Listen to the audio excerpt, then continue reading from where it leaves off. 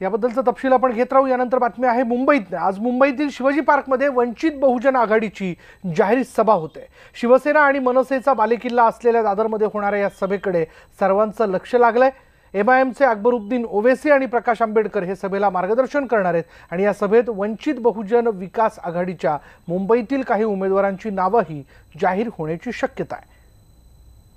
वंचित बहुजन आघाडीची आज महारॅली आहे शिवाजी पार्कात। त्याचीच आपण ही तयारी पाहतोय। भला मोठा स्टेज इथे बांधला जातोय।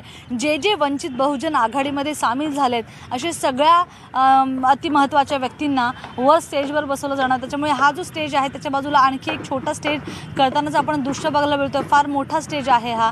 बाहेर ठिकठिकाणी हे या वंचित बहुजन आघाडीच्या सत्ता परिवर्तनाच्या या महारॅलीचे अनेक वेगवेगळ्या प्रकारचे बॅनर्स आणि पोस्टर्स लावण्यात आलेले आहेत। या वंचित विकास आघाडीच्या मुंबई सभेमध्ये काही लोकसभेच्या उमेदवारांची नावं जाहीर केली जातील, कारण या आधीच 10 पेक्षा जास्त लोकसभा उमेदवारांची नावं प्रकाश आंबेडकर यांनी जाहीर केली आहे। त्यामुळे आणखी काही नावांची घोषणा होऊ शकते आणि त्याचबरोबर काँग्रेस एनसीपी आघाडीमध्ये जाण्यासंदर्भात आंबेडकरांची प्रकाश आंबेडकरांची नेमकी काय भूमिका आहे तेही स्पष्ट होणार आहे। पण एकंदर जे काही आता सध्या राजकारणात निवडणुकीचे वारे वाहत आहेत त्याच्या पार्श्वभूमीवर ही अत्यंत महत्त्वाची सभा ठरणार आहे।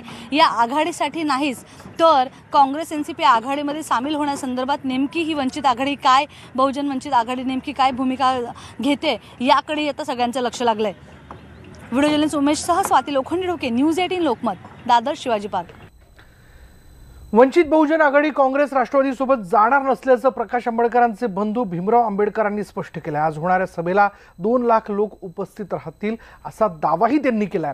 त्यांच्याशी आम्ही बातचीत केली, बघूयात त्यांनी काय म्हटलंय। शिवाजी पार्कला आतापर्यंत अनेकदा सभा झाल्यात, पण पहिल्यांदाच 100 बाय 60 फुटांचा हा एवढा मोठा भला मोठा स्टेज जो आहे तो उभारण्यात आलाय। आपण पाहतो या स्टेजवरच आपण आहोत।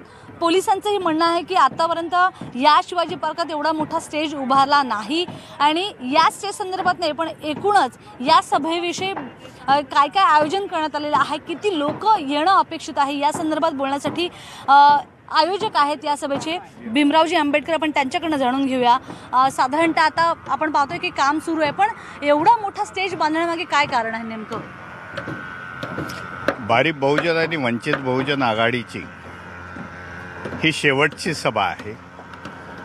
महाराष्ट्रामध्ये 14 सभा झालेल्या आहेत, म्हणजे या सभेने सांगता होणार आहे। या सभेने हा सांगता होणार आहे। 10 उमेदवार आधीच जे घोषित केलेत तर हे 10 ही सभेला संबोधित करणार आहेत का, बोलणार आहेत की त्यांच्यापैकी काहीच लोक बोलणार आहेत? त्यांच्यापैकी काही लोकांना सभेला संबोधित करण्यात येणार आहेत, काही उमेदवार संबोधित करण्यात येणार। जो काही जनसागर लोटला जाणार आहे, जो साधारणतः काय आकडेवारी तुम्हाला वाटते की काय किती प्रमाणात लोक येतील या सभेला?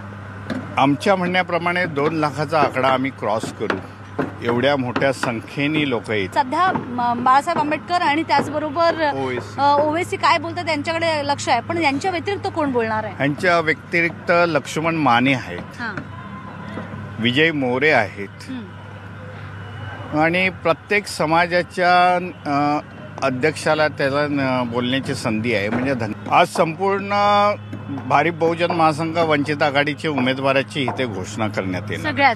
सगळ्याच जागेची घोषणा करण्यात येणार। असं घ्यायचं का की आघाडीमध्ये तुम्ही सामील होणार नाही?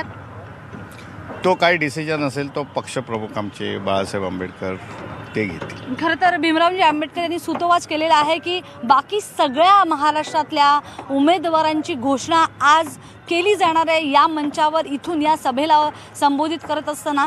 मग याचा अर्थ असा घ्यायचा का की बाळासाहेबांनी आघाडीत न जाण्यासंदर्भात निर्णय घेतलेला आहे? व्हिडिओ जर्नलिस्ट उमेश गोवेलकरसह स्वाती लोखंडे, न्यूज 18 लोकमत, मुंबई। बघूयात आजच्या सभेमध्ये प्रकाश आंबेडकर नेमकं आणखीन काय बोलताय।